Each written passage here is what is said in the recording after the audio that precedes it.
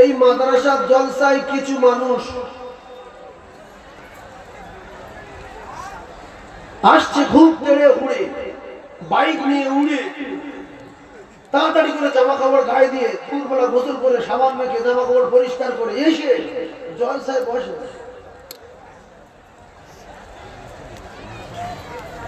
এরা কি জন্য আসে আর কি এদের চিন্তা ভাবনা? ফোন নাম্বার নেবে না মানুষ সর্বনাশ করবে, না চুরি করবে, না ডাকাতি করবে, না লোকের পকেট মারবে? আল্লাহ পাক। এরা জলসায় আসে কি জন্য?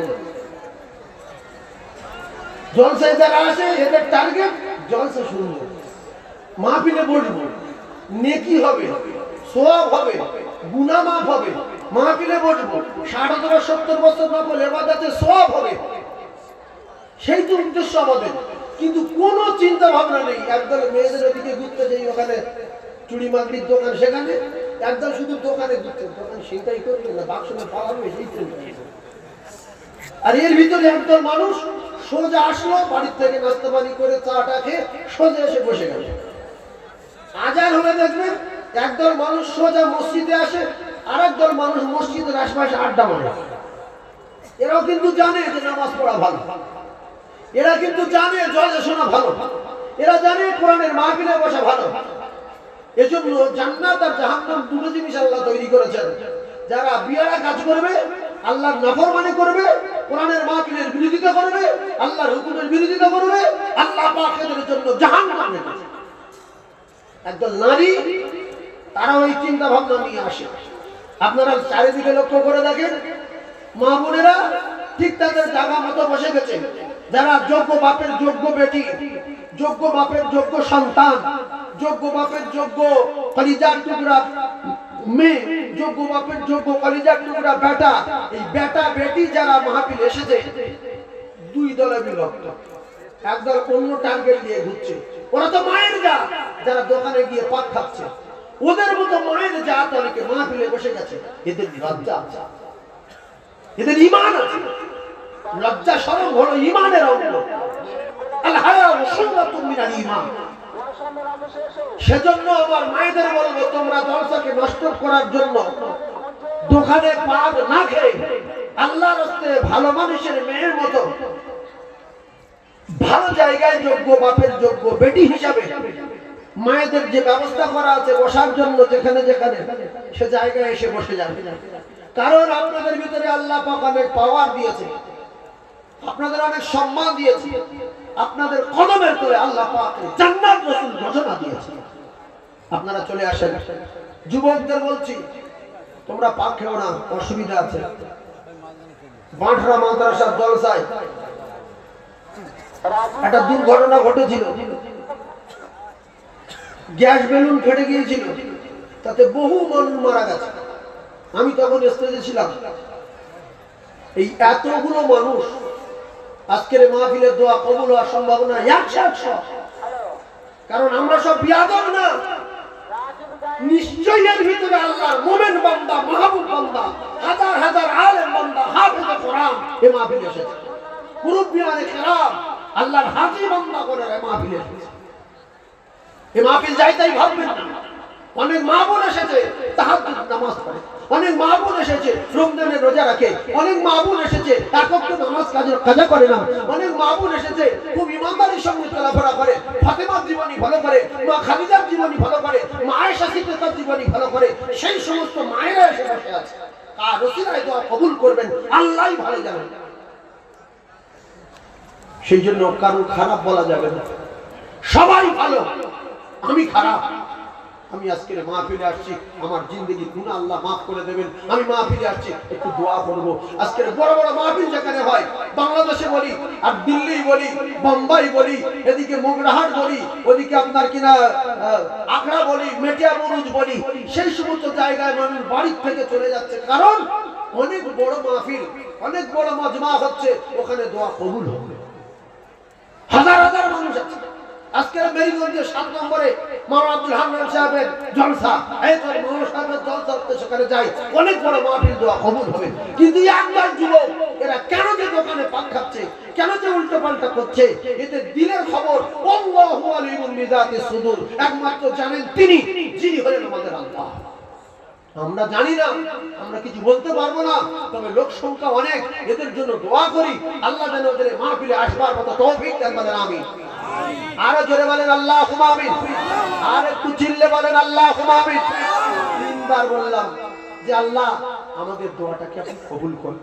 আমাদের ভাই কুল্লু মুসলিমিনা ইখওয়া, तमाम বিশ্বের মুসলমানের ভাই আল্লাহ আপনি কবুল করে নেন, ওদের ভালো জায়গায় বসবার মতো তৌফিক দেন। আজকে ফিলিস্তিনের জমিনের দিকে লক্ষ্য করুন, রমজান মাসে তারা ঘাস খাচ্ছে, ঘাস, গাছের গোড়ায় গাছের পাতা খাচ্ছে, সেহরি খাচ্ছে গাছের পাতা খেয়ে, পানি পায় না, কি পরিস্থিতি, কি অবস্থা, কালো ঝুম হয়ে গেছে, কঙ্কাল হয়ে গেছে, কারোর মাটি হচ্ছে, কারোর হয় না, কেউ ঘরের তলায় পড়ে পচে গেছে,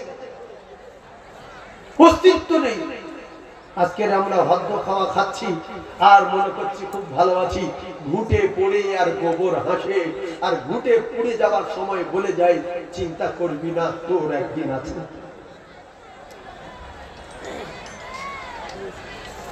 আমি আপনাদের বলবো, রাসূলুল্লাহর সমস্ত কথা যদি সত্য হয়, আপনারা জ্ঞানী মানুষ, বুদ্ধিজীবী, শিক্ষিত মানুষ, আমি শুরু থেকে নিয়ে শেষ পর্যন্ত কি কি কথা বলছি একটু লক্ষ্য করবেন, একটু খেয়াল রাখবেন।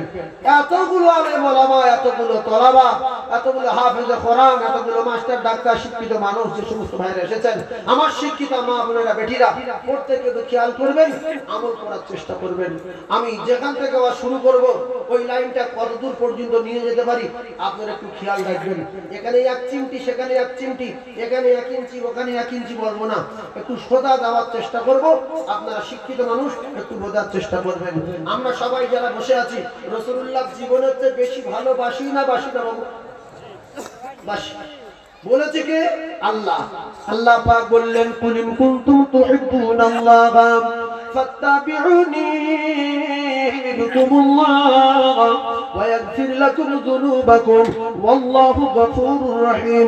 আমরা যদি গুনাহ খাতা maaf করতে চাই, আমরা যদি বেগুনাহ মাসুম হতে চাই, তাহলে আল্লাহ পাকের কোরআনের বিধান অনুযায়ী আমাদের ভালোবাসতে হবে জীবনের চেয়ে বেশি রাসূলুল্লাহকে। কারণ আল্লাহ বললেন, দোস্ত তুমি পৃথিবীর মানুষদের বলে দাও, যারা আমি আল্লাহ আমাকে পেতে চায়, আমাকে ভালোবাসতে চায়, ওরা যদি তোমার ইত্তেবা করে আর তোমার বিধান ভালোবাসে, আমি আল্লাহ কথা দিলাম ওদের বেগুনাহ মাসুম করে দেব।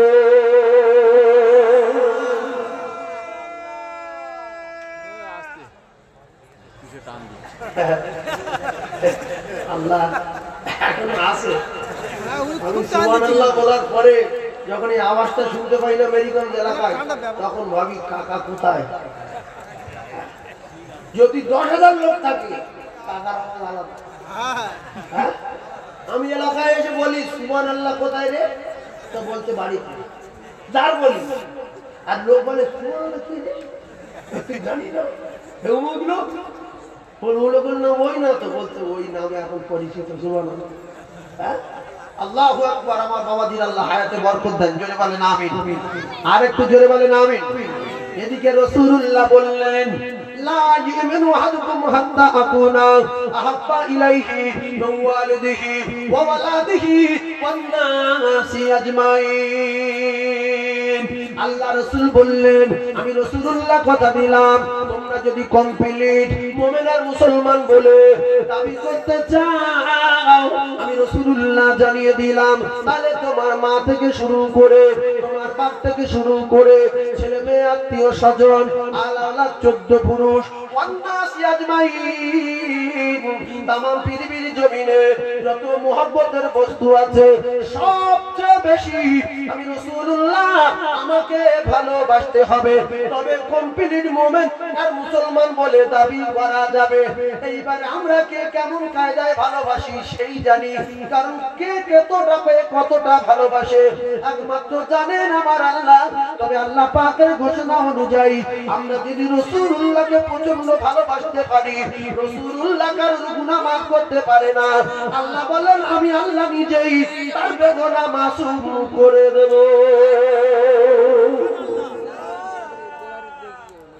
এইবারে ওয়াজ শুরু। তাহলে আমরা বেগুনাহ মাসুম হতে চাই, আর ভালোবাসি জীবনের চেয়ে বেশি রাসূলুল্লাহ। সেজন্য সবাই মিলে একবার মারহাবা মারহাবা মারহাবা মারহাবা ধ্বনি দেব আল্লাহ পাক রাসূলকে খুশি করার জন্য। সবাই আমার সঙ্গে, আমি যখন মারহাবা বলবো আপনারা আমার সঙ্গে মারহাবা বলবেন। ও সকল নবী রাসূল এলো ছুটে,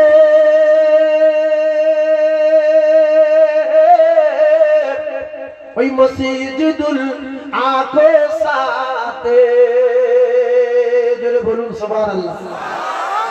এই কথাটা সত্য না মিথ্যা? সমস্ত নবীরা মসজিদুল আকসায় রাসূলের সঙ্গে দেখা করতে গিয়েছে না যায়নি? যারা এই কথাটা মানেনি এদের উপরে আল্লাহর গজব। সুবহানাল্লাযী আসরা বিআবদিহি লাইলাম মিনাল মাসজিদিল হারাম ইলাল মাসজিদিল আকসা।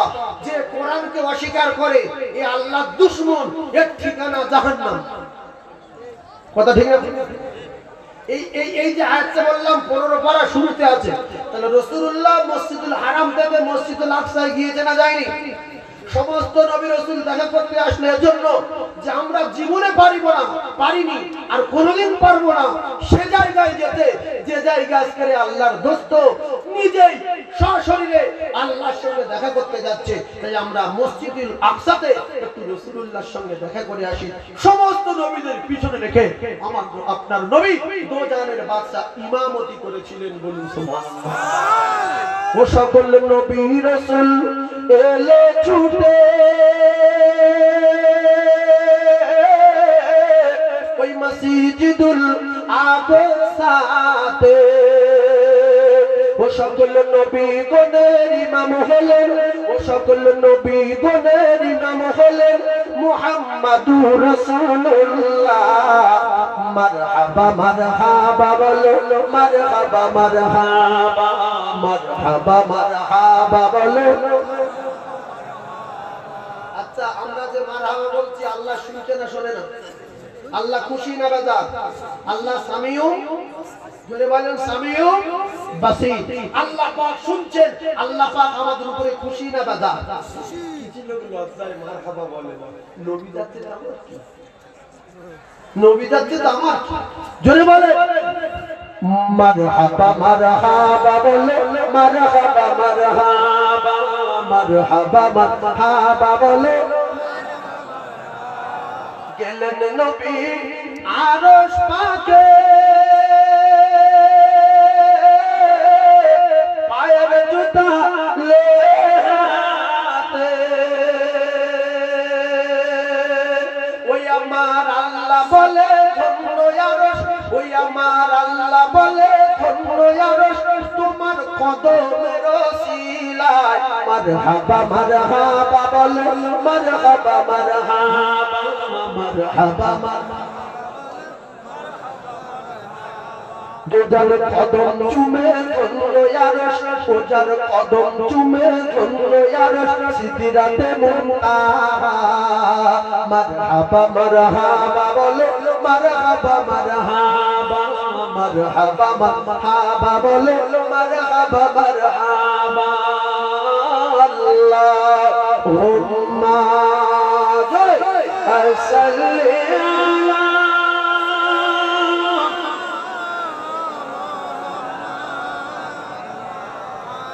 ওয়া আলা আলি সাইয়্যিদিনা। আমি জানি আমার আল্লাহ আমাদের উপরে প্রচন্ড খুশি, কারণ আমরা নবী চোখে দেখিনি। একটু কথাগুলো বোঝার চেষ্টা করুন। আমরা নবীর দেশে আসতে পারি, আমরা নবীর দেশে জন্মগ্রহণ করিনি, আমরা মদিনায় জন্মগ্রহণ করিনি। সুন্দরবনের এক কিনারায়, সাগর এলাকায়, জঙ্গলের দিকে আল্লাহ পাক ভারতবর্ষের এক কিনারায় আমাদেরকে পাঠিয়েছেন। কিন্তু আমরা নবীকে এত ভালোবাসি আমার বাপের চেয়ে বেশি। প্রমাণ হলো আমার বাপের যদি কেউ গালাগালি দেয় সহ্য করতে পারবো, কিন্তু রাসূলুল্লাহর গালাগালি দিলে সহ্য করতে পারবো না। কেউ যদি রাসূলুল্লাহর গালাগালি দেয়, আমি যদি কথা ধরি, সে যদি বলে এই গাল দিচ্ছি তো নবী, তুই কথা ধরছিস কেন? তবে নবীর গাল দিলে আমার বড় কষ্ট হয়, তুই আমার বাপের যদি গাল দিস সহ্য করবো, কিন্তু নবীর গাল দিলে সহ্য করবো না। এজন্য আমি আমার নবীকে আমার বাপের চেয়ে বেশি ভালোবাসি। জোরে বলে ভালোবাসি না বাসি না? এই নবী যারা ভালোবেসেছিলেন তাদের দিকে একটু শিক্ষা নিতে হবে। তার আগে ছোট্ট করে একটা কথা বলবো, যেগুলো আপনাদের জীবনে কাজে লাগবে, যেগুলো আপনাদের জীবনে কাজে লাগবে, আর এইগুলো যদি আপনারা মানতে পারেন জীবন ধন্য হয়ে যাবে। নাম্বার 1, জীবনে কোনোদিন অনেকগুলো মানুষ পেয়েছি, রাসূলুল্লাহর হাদিস, আল্লাহ রাসূল বললেন সালাসু দাওয়াতুল মুসাদাবাতুল লা শাক্কা ফি দাওয়াতুল মাজলুম। জীবনে কোনদিন গরিবের কাঁদাবেন না, গরিবের কাঁদাবেন না, মজলুমের ব্যথা দেবেন না, মজলুমের দুঃখ দেবেন না। রাসূলুল্লাহ নিষেধ করেছে। কারণ পীর সাহেব, হুজুর সাহেব, দাদা হুজুর, বৈশাখ হুজুর, খাজা গরিবে নওয়াজ, এরা আল্লাহর ওলি, এদের দোয়া কবুল হতে পারে নাও পারে। রাসূলুল্লাহ বললেন ওই মজলুম ব্যক্তি দোয়া করলে দোয়া কবুল হবে। তাই মজলুমের সঙ্গে লাগা আর কালকেও সঙ্গে লাগা সমান। একটা ছাগলে জীবন কাবা ক্ষমতা আছে গায়ে, খুব হাত পা শিশির করতে প্লেয়ারে বুঝি পারো, ভগিরি মেরে বাড়ি বৃদ্ধি দেখাচ্ছে কেন? এই জন্য আমি একটা কথা বলি, ষাঁড়ে যারা ষাঁড় সেজে বেড়াচ্ছে দুনিয়ার জমিনে, পশুগুলো, এই ষাঁড়গুলো মাঝে মাঝে অন্যায় করে, এই পশুগুলো, এই জানোয়ারগুলো মাঝে মাঝে অন্যায় করে। ওই ছাড়া ষাঁড়গুলো গ্রামে ঢুকে মাঝে মাঝে দুর্বল খোঁটায় বাঁধা গরুগুলো মানে না, ভালো করে কথা বলে। গরু জানোয়ার বলে তো, গরু কি বলে? জানোয়ার। তো যদি জ্ঞান না থাকে, বুঝে যদি না বোঝে, তাহলে আল্লাহ পাক জানোয়ারের চেয়ে খারাপ, এরা পশু, তার চেয়ে খারাপ। বালুহাম হাদাল আউলাই ঘুমুর ষাঁড় সাথে চলে, জানোয়ার সাথে চলে, উলাই কাল্লামা বালুহাম ওই জানোয়ারের চেয়ে খারাপ। এটা আল্লাহ পাকের কোরআন, পাপের কথা না। সেই জন্য ষাঁড় যদি হয় ষাঁড়ের সাথে লাগো, মজলুমের সঙ্গে লেগো না। ওর কেউ নেই, ওর লাঠি নেই, বড় কথা বললে কেউ কিছু বলতে পারবে না। যা কিছু তাই করবো, বিচার আল্লাহ করবে। হ্যাঁ, বিচার কে করবে? আল্লাহ করবে। আজকে বয়ান দেবো চূড়ান্ত, কোরআন থাকবে আর হাদিস থাকবে। আর গাজালা করবে কে চলে যাবে দেখার দরকার নাই। ওমামিন দাবাতিন ফিল আরদি ইল্লা আলাল্লাহি রিজকুহা, রুজির মালিক হলেন আমার আল্লাহ। ফকির সে খাচ্ছে, জানোয়ার খাচ্ছে, বাঘ খাচ্ছে, পশু খাচ্ছে, সাপ খাচ্ছে, মানুষ খাচ্ছে, বাঁদর খাচ্ছে, আর সবার খাওয়ানোর দায়িত্ব নিয়েছে আমার আল্লাহ। সুবহানাল্লাহ বলেন। তাহলে জীবনে কোনোদিন মজলুমের পিছনে লাগবো না। কারণ দাদা হুজুর, খাদা হুজুর, পাঁচ হুজুর, আল্লাহর ওলি, মাওলানা সাহেব, মুফতি সাহেব, এদের দোয়া কবুল হতে পারে নাও পারে।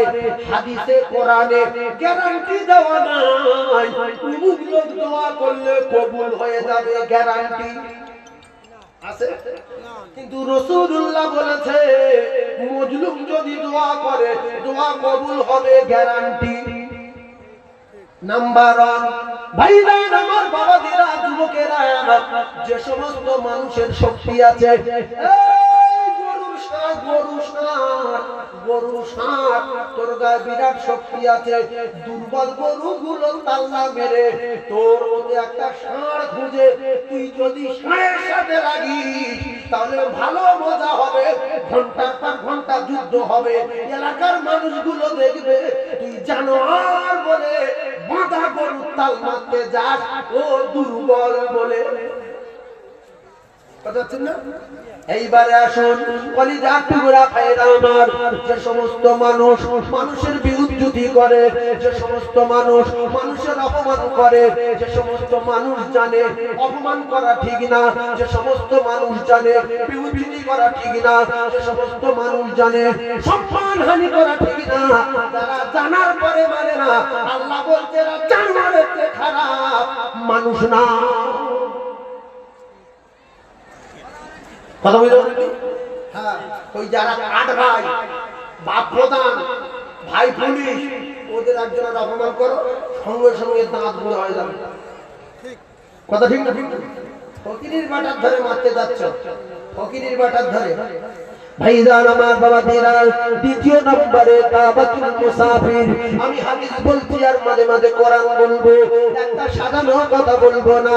কাবাতুল মুসাফির আল্লাহ রাসূল দিন দুনিয়ার বাদশা দাঁড়িয়ে দিলেন, মজলুমের নাকা দিয়ে, মজলুমের নাকা দিয়ে ওদের কাছে দোয়া লাও, তোমাদের জীবন ধন্য হয়ে যাবে। মুসাফিরের নাকা দিয়ে, মুসাফিরের বিউজ্জুতি না করে মুসাফিরের কাছে দোয়া তোমার জীবন ধন্য হয়ে যাবে। মুসাফির হাত তুলে দোয়া করবে, আল্লাহ পাকের ইরশাদে দোয়া কবুল হয়ে যাবে। মাঝখানে কথাও কোনো পাল্টাই আটকানো যাবে না। Guarantee, guarantee, guarantee. জোরে বলুন সুবহানাল্লাহ। আচ্ছা, আপনারা এরকম ঘটনা শুনেছেন কোনদিন যে আল্লাহর ওলিদের কথা শুনে, আল্লাহর ওলিদের কথা শুনে মানুষ জঙ্গলে গিয়েছিল আর সেই মানুষের বাঘে খায়নি, বাঘ পাহারা দিয়েছে? ঘটনা আছে না? আছে। দাদা হুজুর পীর কেবলা রহমাতুল্লাহ আলাইহি অনেক মানুষের পাঠিয়েছিল জঙ্গলে, তুমি আফ্রিকার জঙ্গলে চলে যাও। আমি দাদা হুজুর পীর কেবলা, আমি ফুরফুরার আবু বকর জানিয়ে দিলাম, সিদ্দিক ফুরফুরা আবু বকর সিদ্দিক জানিয়ে দিলাম, চলে যাও, 12 বছর ইবাদত করো। তুমি চলে যাও জঙ্গলে। জঙ্গলে যাওয়ার পরে 12 বছর ইবাদত করলো, খাবার চিন্তা ছিল না, কি করে খাবো, কি উপায় করব, কে খাওয়াবে? আল্লাহ খাইয়েছে।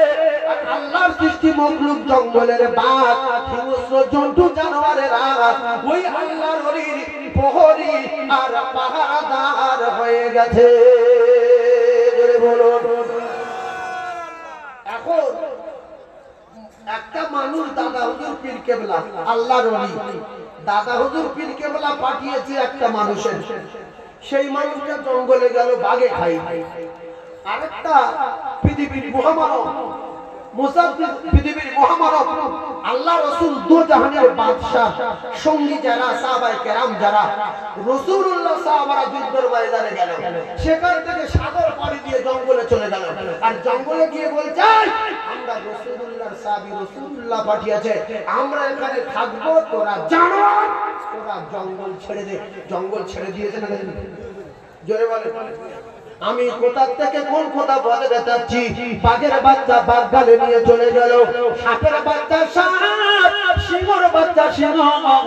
মানুষ যদি জঙ্গলে যায় মানুষে খাবে না, মানুষের খাবে না। আর পশু যদি জঙ্গলে যায়, পশু দেখতে পেয়ে হিংস্র জন্তু জানোয়ারেরা পশু খাবে। তবে মানুষ যদি হয়, এই মানুষের ওই পশুগুলো হরিয়ার পাহারাদার হয়ে যাবে। এইবারে আসে দাদা হুজুর পীর কেবলা পাঠালো জঙ্গলে, হিংস্র জন্তু খেলো না। আল্লাহ রাসূল পাঠালেন, তাদের হিংস্র জন্তু খেলো না। সাদ বিন আবি ওয়াক্কাস রাদিয়াল্লাহু তাআলার নেতৃত্বে লক্ষ লক্ষ সাহাবী কাজলা নদী পার হয়ে জঙ্গলে চলে গেল। আফ্রিকার বিরাট বড় জঙ্গল, ওই জঙ্গলে চলে যাওয়ার পরে কিতাবে পরিষ্কার লেখা, আফ্রিকার জঙ্গলের বাঘেরা, আফ্রিকার জঙ্গলের হিংস্র সিংহরা, আফ্রিকার জঙ্গলের সাপেরা, এক কথায় সমস্ত হিংস্র জন্তু জানোয়ারেরা জঙ্গল ছেড়ে দিয়ে চলে গেল। মানুষ থাকবে জঙ্গলে, কারণ মানুষ যদি দুনিয়ায় না থাকে, আল্লাহ আসমান আসমানে রাখবে না। ইজা সামাউ ফাতারাত, আল্লাহ আসমান থেকে জমিনে ফেলে দেবে।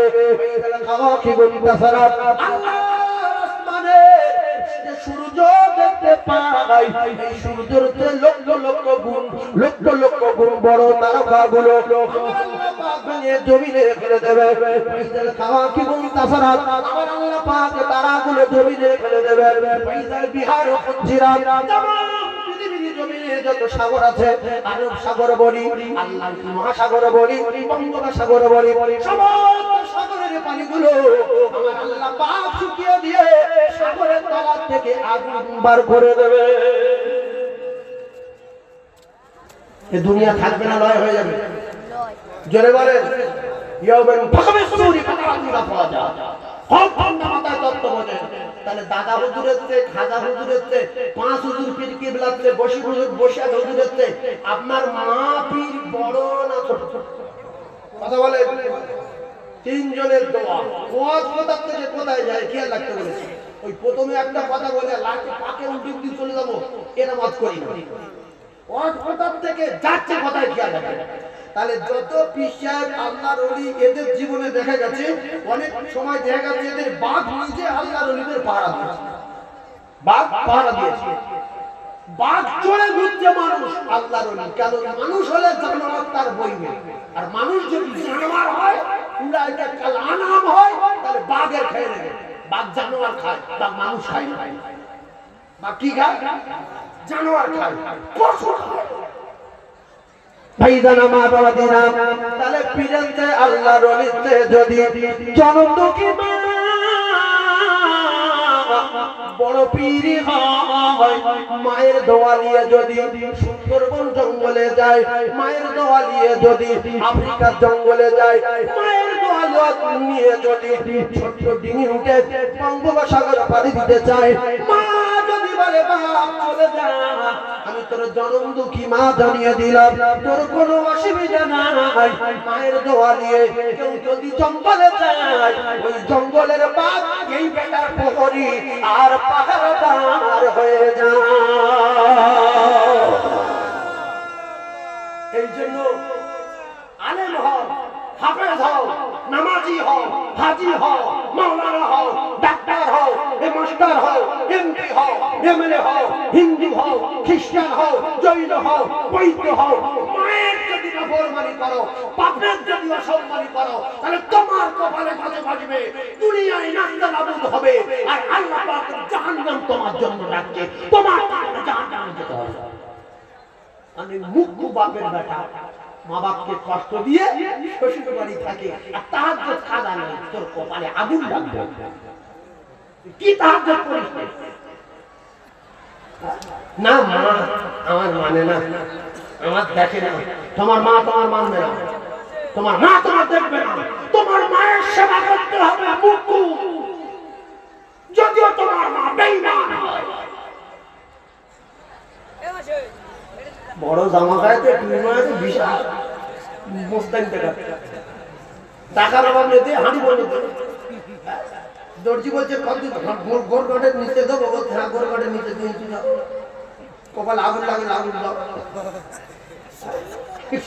এই গোরগটের নিচে কাপড় পরা কি সুন্নত না মোস্তাহাব সুন্নত না পরিষ্কার হারাম যারা নামাজ পড়ে আর যারা নামাজ পড়ে না এদের সবার মায়ের কদমের তলায় আল্লাহর কসম আল্লাহ জান্নাত জোরে বলো জোরে বলে নামাজ পড়ে না যারা এদের জান্নাত কোথায়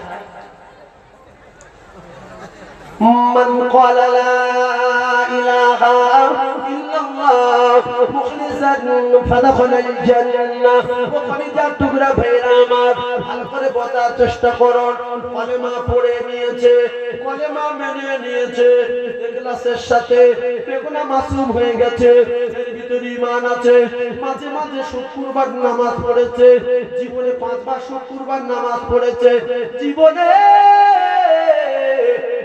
রমজান মাসে দুটো করে 4টে রোজা রেখেছে বাকি শুধু গুনাহ করেছে মৃত্যুর সময় দেখা গেল এর ভিতরে 1 গ্রাম মতো ঈমান আছে আর নেকি আছে 1 গ্রাম মতো আর পাপ আছে 50,000 কোটি টন পাপ কত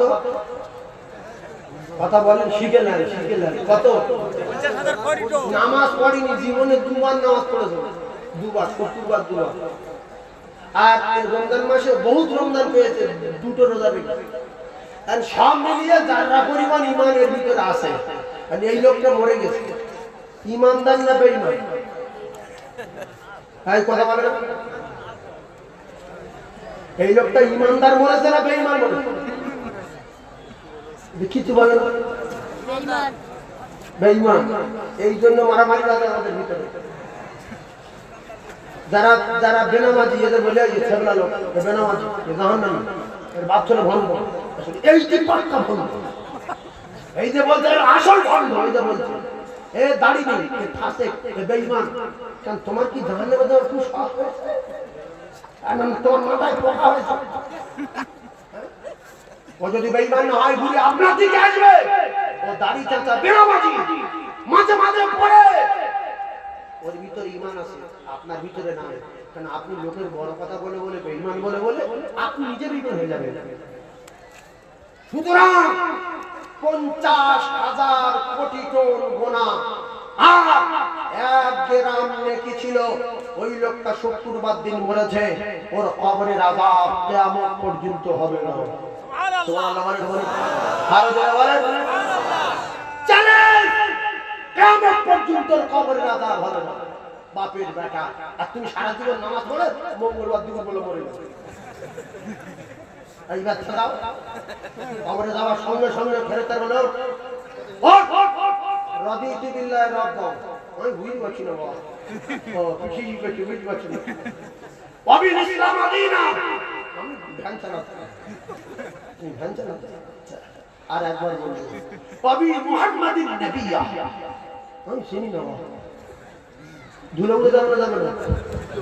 আর আল্লাহর নবী বলতে, যদি আমার কোন বান্দা বান্দি যারা পরিমাণ ঈমান নিয়ে শুক্রবার মরতে পারে, বৃহস্পতিবার রাত্রিবেলা মরতে পারে, তার কবরে রাদিতু বিল্লাহি রাব্বা ওয়া বিল ইসলাম আদিনা, কোনো কথা হবে না, মুকুরমানা ফেরেশতা আসবে না, তার কবরে আগুন জ্বলবে না, তার কবরে মাটি চাপ দেবে না, ওর কবরটা আমার আল্লাহ কিয়ামত পর্যন্ত শান্তিতে রাখবে, ওর কবরের কোনো আযাব হবে না, হবে না, হবে না। জোরে বলুন সুবহানাল্লাহ। মানুষের বড় কথা বলবেন না, দাড়ি নেই তো আপনার কি হচ্ছে? আপনার কি জাহান্নামে যাওয়ার জন্য গাদালা করছে? ও দাড়ি নেই, ওর বলবেন বাপ, তুই যদি মুখে দাড়ি রাখতিস, আল্লাহ রাসূলের একটা সুন্নাত জিন্দা হতো। রাসূলুল্লাহর মুখে দাড়ি ছিল, আর দাড়িওয়ালাদেরকে রাসূল খুব পছন্দ করেন, আর 100 শহীদের সওয়াব তার নামে আমলে লেখা হবে। এ তখন বলবে যে না, কথা সত্য, তবে আমি বিভিন্ন জায়গায় যাই তো, আর এই পরিবেশের ভিতরে চলাফেরা করি, দাড়ি রাখবো, পরে রাখবো। তাহলে ওর ঈমান মজবুত হচ্ছে। আপনার কথা বলার বিনিময়ে প্রত্যেক কথাই আপনার 10টা করে নামায় আমলে নেকি লেখা হচ্ছে। আপনি কোরআনের ব্যাখ্যা করছেন, রাসূলের হাদিসের ব্যাখ্যা করছেন, সব কাজের আদেশ করছেন, তা'মুরুনা বিল মা'রুফি ওয়া তানহাউনা আনিল মুনকার ওয়া তু'মিনুনা বিল্লাহ উদউ ইলা সাবিল রাব্বিকা বিল হিকমাতি ওয়াল মাউইযাতিল হাসানা। মুখের মতো বলতে যাবেন না, দাড়ি নেই ফাসেক, নামাজ পড়ে না বেঈমান। কি কি আল্লাহ বলছে, তোমরা যখন কথা বলবে খুব কায়দা করে, হিকমত করে বলবে, ও যেন কষ্ট না পায়। তাহলে ইসলাম থেকে সরে যাবে, নবী আর আসবে না, দিন থেকে সরে যাবে। ও বলবে, তুই আমার বেঈমান বলেছিস, তুই যতদিন বেঁচে থাকবি আমি দাড়িও রাখবো না, নামাজ পড়বো না। দেখি তুই কি করতে পারিস। কথা ঠিক বললাম না? বলবো এর জন্য বেঈমান হয়ে যাচ্ছে। সেই জন্য নবীওয়ালা কাজ আমরা যারা করি, দিনের দাওয়াত যারা দেই, আমরা বেনামাজি বলবো, বাপ তুমি যদি নামাজ পড়ো 1 ওয়াক্ত 2 কোটি 88 লক্ষ বছর জাহান্নামের আগুন থেকে বেঁচে যাবে। নামাজ আল্লাহর জান্নাতের চাবিকাঠি, নামাজ পড়লে আল্লাহর জান্নাতে যাবে। জান্নাতে বিরাট সুখ, জান্নাতে মধুর নহর আছে, জান্নাতে দুধের নহর আছে, জান্নাতে সুন্দর পাখি আছে, কাবাবার গুণা আছে, ওয়ালা হাবিবাই বিন রাসূল আল্লাহ পাক কোটি কোটি কোটি কোটি নিয়ামত জান্নাতে রেখেছে। এই জান্নাতে গিয়ে শুরু হবে সুখ শান্তি, আর জীবনে শেষ হবে না। কথা বল, কি বলবে? হ্যাঁ ভাই, সত্যি জানি নামাজ পড়তে হবে, কিন্তু আমি পড়তে পারি না, তবে চেষ্টা করবো, আসরে যাবো, মাগরিবে যাবো, আচ্ছা সামনে শুক্রবার থেকে আসবো। ওর মনটা নরম হবে না? হবে না? আচ্ছা, একজন লোক বলছে আসসালামু আলাইকুম, আরেকজন টুপি দাড়িওয়ালা বিরাট মানে একবার আল্লাহর ওলি বলছে, ওর সাথে কথা বলি, শ্যামলা লোক নামাজ পড়ে বাদ দেবে, ওই লোকটা খুশি হলো না রেগে গেল? ওই লোকটা রেগে গেল না খুশি হলো? রেগে গেল। তুমি নামাজ পড়ে আল্লাহর হুকুম আদায় করে নবীর সুন্নতের উপরে চলে তুমি এই শিখেছো মানুষকে অপমান করা? তোমার এই জ্ঞান? রাসূলুল্লাহ কাফেরের বিরুদ্ধে করেনি, কাফেরের বিরুদ্ধে করেনি। এ তো কাফের না, মুসলমান কালমা পড়ে রেখেছে। এর কাছে চাঁদা দেয়, মসজিদের চাঁদা দেয়, ভিক চাইলে ভিক দেয়। রাসূলুল্লাহর কথা বললে দিলে মহব্বত পয়দা হয়। আজকের ছোট্ট একটা কথা বলি, মসজিদ ভাঙা, মাদ্রাসা ভাঙা, এখানে আলেম ধরে পেটা, ওখানে মৌলবি ধরে পেটা। বিশ্বাস করে ইমানদারির সঙ্গে বলছি, এই টুপি দাড়িওয়ালার আগে, সবার আগে বেনামাজি ছেলেগুলো, এই বেটুপি ছেলেগুলো, বেদাড়ি ছেলেগুলো, এরা জীবন দেওয়ার জন্য এগিয়ে যায়। তাহলে যায় কেন? এদের কোরআনের উপরে মহব্বত আছে, এদের রাসূলের উপরে মহব্বত আছে, এদের আলেম ওলামার উপরে মহব্বত আছে। আর টুপি দাড়িওয়ালাগুলো কই? এই মসজিদে সবাই বলে মুসলমান লোকের মসজিদ, হ্যাঁ তুই যাই না, যাই মসজিদের মসজিদ ধরবে। আচ্ছা তো পাগলা লোক, গাঁজাখোর, মদখোর, চোর, এরা লাড়ি নিয়ে শিখেছে। কথা ঠিক বলুন না? এর বাপের ধরে মারছিল, ওটাটা মৌলবি ধরে মারছিল। মাওলানা হান্নান সাহেব কোথায় ধরেছে? সারা এলাকার লোক ছুটছে, আর যারা ছুটছে তারা 3 ভাগ গাঁজাখোর, 2 ভাগ মদখোর, 3 ভাগ বেনামাজি। এদের কি হয়েছে? এরা আলেমকে জানে আল্লাহ বাবু ওয়ারাসাতুল আম্বিয়া, এরা রাসূলুল্লাহর ওয়ারিস। এদের যদি বেইজ্জতি করে রাসূলুল্লাহর বেইজ্জতি করা হবে। এদের বেইজ্জতি আমরা সহ্য করব না। চল সবাই যাই, জীবন দিতে যদি হয় আলেমের জন্য জীবন দেওয়া। জোরে বলো, আরো জোরে বলো। রাসূলুল্লাহ বলেছেন ওরা আমার ওয়ারিস। এই যে আলেম ওলামা দিকে লক্ষ্য রাখলে রাসূলুল্লাহ দিকে লক্ষ্য রাখা হয়। আলেম ওলামা ভালোবাসলে রাসূলুল্লাহর ভালোবাসা হয়। আলেম ওলামার কাছে দোয়া দিলে রাসূলুল্লাহর কাছে দোয়া হয়।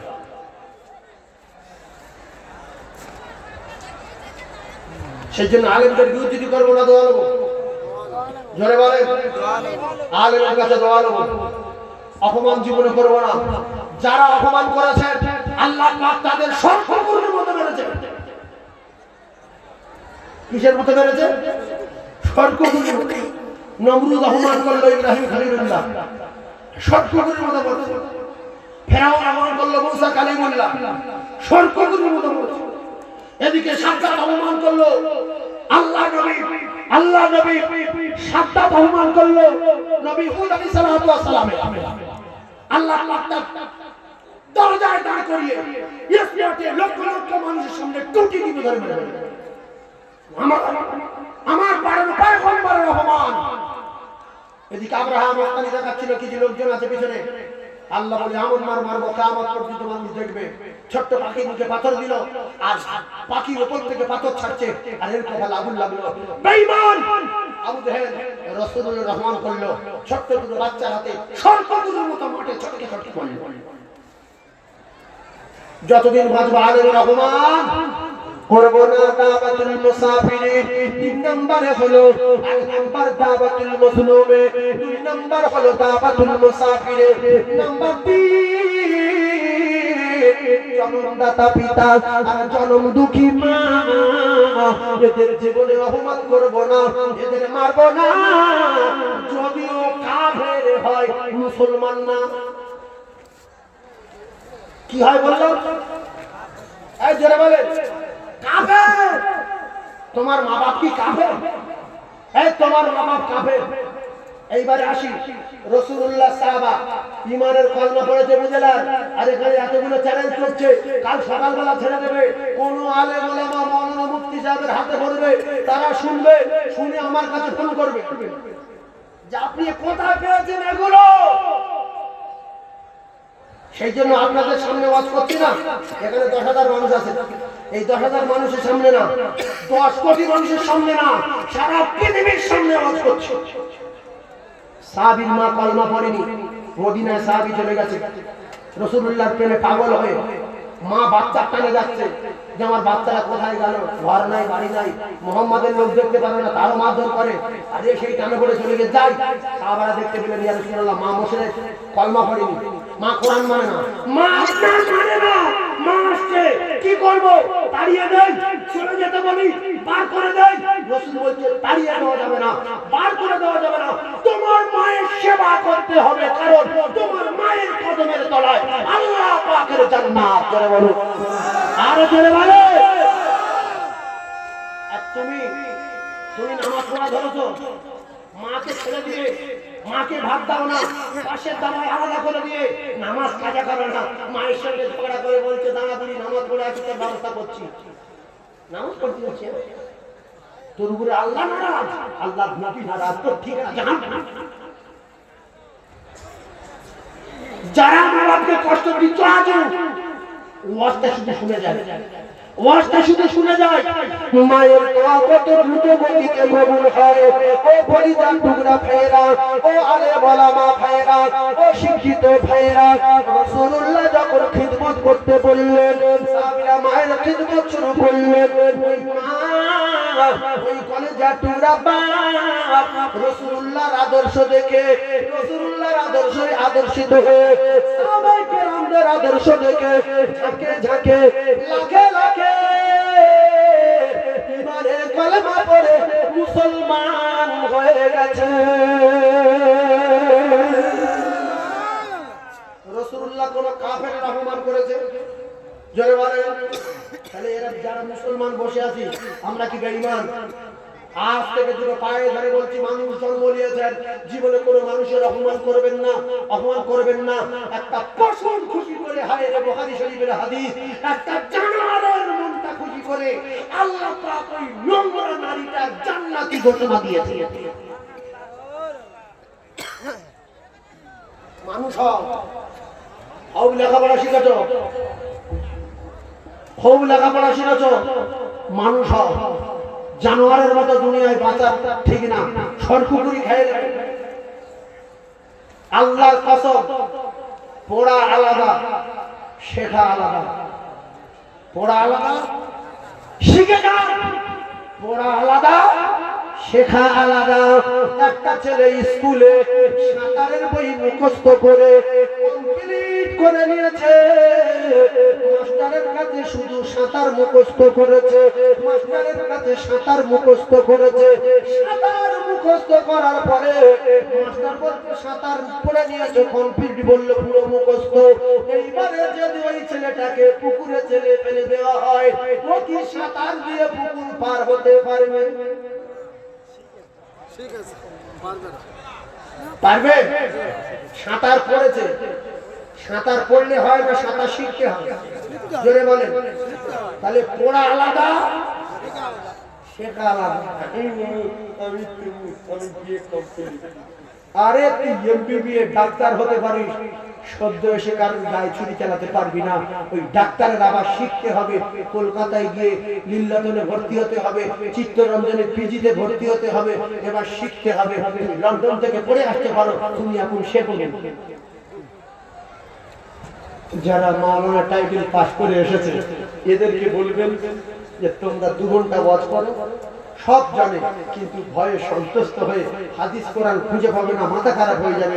কিন্তু এমনি বসে বিশাল পড়বে, বিশাল লিখবে, বিশাল বাচ্চাদের পড়াবে, কিন্তু স্টেজে বসে ওয়াজ করতে পারে না। কথা ঠিক বলো না?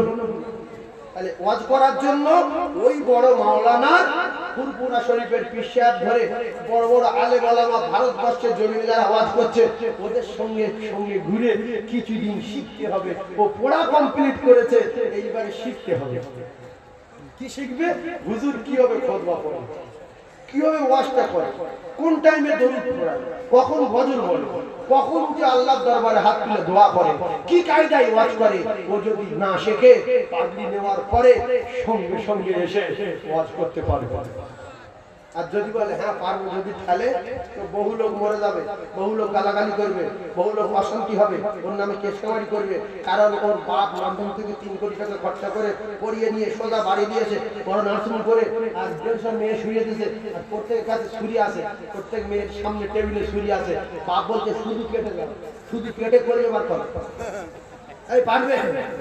বলছে আমি কাটতে পারবো না, কারণ বলছে আমি পড়েছি, কলেজে বার করার নিয়ম কানুন জানি, কিন্তু কি কায়দায় বার করে, কটা সেলাই করে, কি করে সেলাই করে, এইগুলো চিত্তরঞ্জন বা পিজিতে বা লিল্লাতনে বা বড় একটা নার্সিং গিয়ে আমার শিখতে হবে।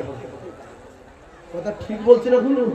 তাহলে পড়া আলাদা, শেখা আলাদা, ইঞ্জিনিয়ারিং কমপ্লিট করেছে, এইবারে মোটরসাইকেলের নাট বল্টু সব পড়ে নিয়েছে, চার চাকার নাট বল্টু পড়ে নিয়েছে। ও মুসলমান, বাইক চড়া যদি না শেখে জীবনে আগে বাইক চালাতে পারবে না। তোমরা সাঁতারের সময় সাঁতার শিখতে গেলে কোনো মানুষের যদি সহযোগিতা না নেয়, অন্তত একটা খোঁটা ধরতে হবে, খোঁটা। তুমি যদি মানুষের সহযোগিতা না নাও, একটা খোঁটা ধরতে হবে। তুমি যদি কোনো ডাক্তার বাড়ি না যাও, ও ভাইজান তোমরারা লোকেরা জনেরা তোমার অন্য কিছু করে জানোয়ার ধরে পশু ধরে তোমার শিখতে হবে কাটা। কইতে কোথায় থাকে, দিল কোথায় থাকে, ব্যবসা কোথায় থাকে, কি কায়দায় কি করতে হয় তোমার শিখতে হবে। তাই এক গায়ে লেখাপড়া শিখে মানুষের অপমান করো না, মানুষের বিরোধী করো না, সর্বগুণের মতো মৃত্যু হবে।